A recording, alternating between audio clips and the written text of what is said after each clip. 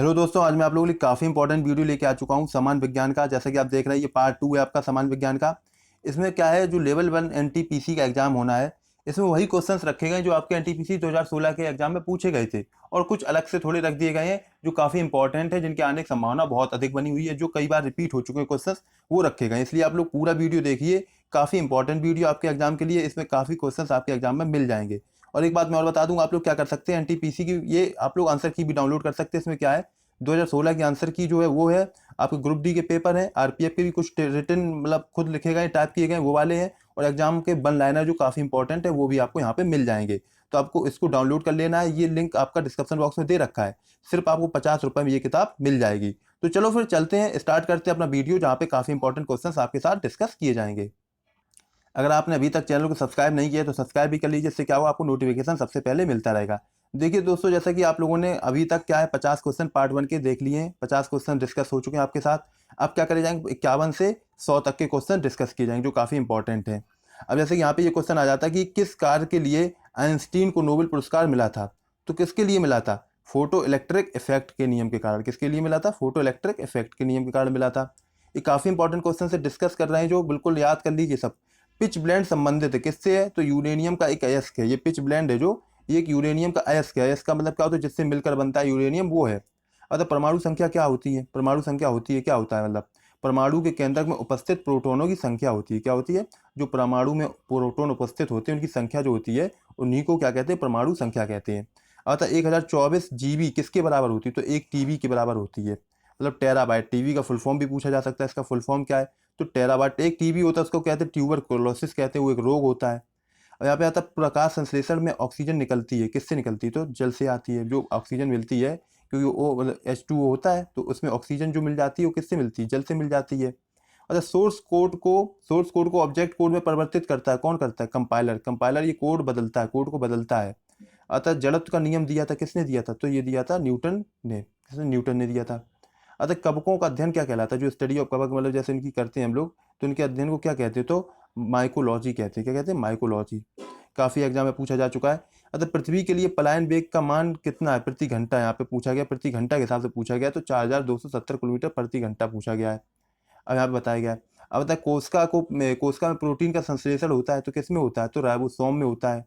अतः ऑक्सीजन की परमाणु संख्या कितनी होती है, तो 8 होती है। और दोस्तों मैं आपको एक बता दूं, जैसा कि आप लोग देख रहे होंगे आजकल मेरे चैनल में, ये जो पैरामाउंट केडी कैंपस और जिन लोगों ने कैरियर पावर में पढ़ाई, काफ़ी इंडिया की सबसे टॉप फैकल्टी है, इससे अच्छी फैकल्टी आपको कहीं मिलेगी भी नहीं। वो अब आपको पढ़ाती है, लैब जल्दी सेशन लेंगे, अभी तो क्लासेस आ रही हैं, फिर लैब सेशन भी आएगा उनका। आप लोग कमेंट में जरूर बताइए कि क्या टाइमिंग रखनी चाहिए उनके लैब सेशन की, क्योंकि ऐसी टॉप फैकल्टी है जो जल्दी कोई भी यूट्यूब चैनल नहीं ला पाएगा, ये समझ लीजिए। और आपकी इतनी अच्छी तैयारी हो जाएगी कि कभी भी तैयारी ऐसी यूट्यूब में हो ही नहीं होगी, ये मैं आपको दावे के साथ कह रहा हूँ। तो आप लोग कमेंट में जरूर बताइए कि क्या टाइमिंग होनी चाहिए, क्योंकि बहुत से लोग जानते भी होंगे आप में से लोग, जो लोग कैडी कैंपस, पैरामाउंट और भी जैसे कैरियर पावर में पढ़ चुके हैं, उनके टीचर कितने हाई क्वालिफाइड होते हैं। तो ये सब टीचर वही हैं, वहीं पर पढ़ाने वाले टीचर हैं जो आपको पढ़ाएंगे अब और पढ़ा भी रहे हैं अभी तो। अतः मिथेन गैस जलने से निकलती है, मिथेन गैस जब जलती है तो क्या निकलती है, तो कार्बन डाइऑक्साइड निकलती है। बादल आसमान में तैरता है, क्योंकि क्या होता है, क्यों तैरता है, तो इसका घनत्व वायु से कम होता है, इसलिए तैरता है। मतलब वायु जो होती है उसका घनत्व ज़्यादा है, इसका घनत्व कम होता है। अतः प्रकाश को दो अलग अलग स्वरूप हैं, कौन कौन से, प्रकाश के दो अलग अलग स्वरूप कौन से, तो परावर्तन एवं अपवर्तन है। कौन से, परावर्तन एवं अपवर्तन। अतः बैलून में कौन सी गैस भरी जाती है, तो कौन सी गैस भरी जाती है, हीलियम भरी जाती है। जो बैलून है उसमें हीलियम गैस भरी जाती है। जीवन रक्षा पदक के कितने प्रकार होते हैं, तो कितने होते हैं, 3 होते हैं। जो जीवन रक्षक है मतलब उसके 3 प्रकार होते हैं। अब यहाँ पे आता है कि कैथोड किरणों का पता सर्वप्रथम किसने किया था, तो किसने किया था, जे थॉमसन ने किया था।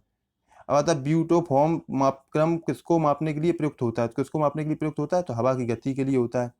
अब यहाँ पे आता है हवा में तैरते हिमखंड का आयतन कितना होता है, तो कितना होता है, 1/9वां भाग होता है। देखो क्या होता है, इसमें क्या होगा, जैसे 10 मीटर लंबी हिमखंड है, तो क्या होगा, 9 भाग डूब जाएगा, और सिर्फ एक भाग उसका, मतलब जो 1 सेंटीमीटर 10 सेंटीमीटर का है, तो 9 सेंटीमीटर तो डूब जाएगा, 1 सेंटीमीटर आपको दिखेगा तैरता हुआ।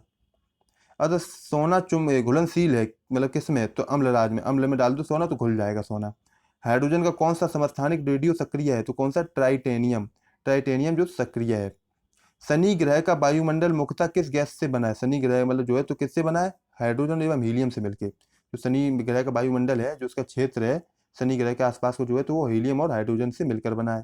यहाँ पे आता है नाड़ी की गति प्रदर्शित करती है, तो किसको, हृदय की गति को। जो नाड़ी गति होती है, नब्ज होती है जो, तो किसकी पता वो डिनोट करती है, तो हृदय गति को मतलब बताती है कि जैसे अगर आपकी नाड़ी गति तेज होगी तो हृदय गति भी तेज होगी, उसी से रिलेटेड है ये। अब आता है पूर्ण पृथ्वी पर समान दिन रात होता है, मतलब पूर्ण, और इसको क्या कहते हैं, जब मतलब क्या होता है दिन में समान दिन और समान रात होती है तो उसे क्या कहते हैं, इक्विनॉक्स कहते हैं उसको, क्या कहते हैं, इक्विनॉक्स। परमाणु भार टेबल की खोज की थी, किसने की थी, तो मेंडलीव ने की थी। जो परमाणु भार टेबल की खोज थी वो मेंडलीव ने की थी। अतः भू स्थिर उपग्रहों को परिक्रमण काल, मतलब जो भू स्थिर उपग्रहों का परिक्रमण काल था वो होता है, वो कितना होता है, तो 24 घंटे। अब यहाँ पे आता है बेंटूरी मीटर से क्या मापा जाता है, तो क्या मापा जाता है, द्रव का प्रभाव मापा जाता है बेंटूरी मीटर से। किसने सबसे पहले जी का प्रायोगिक मान दिया था, तो किसने दिया था, कैवेंडिश ने दिया था। जो जी का प्रायोगिक मान था वो कैवेंडिश ने दिया था। दाब निर्भर करता है तो किस पर करता है, बल और क्षेत्रफल पर करता है। आग से पानी को गर्म किया गया तो मतलब इसको क्या कहेंगे, तो ऊर्जा का संवहन है, वो क्या है, ऊर्जा का संवहन।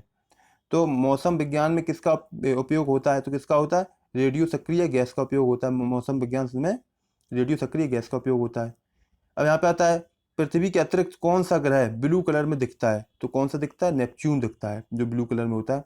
साबुन से चिकनाई द्वारा हटाई जाती है, तो क्या हटाई जाती है, स्कंदन द्वारा हटाई जाती है। चिकनाई किसके द्वारा हटाई जाती है, स्कंदन के द्वारा। जो साबुन द्वारा, साबुन में स्कंदन क्रिया होती है उसी के द्वारा चिकनाई हटाई जाती है।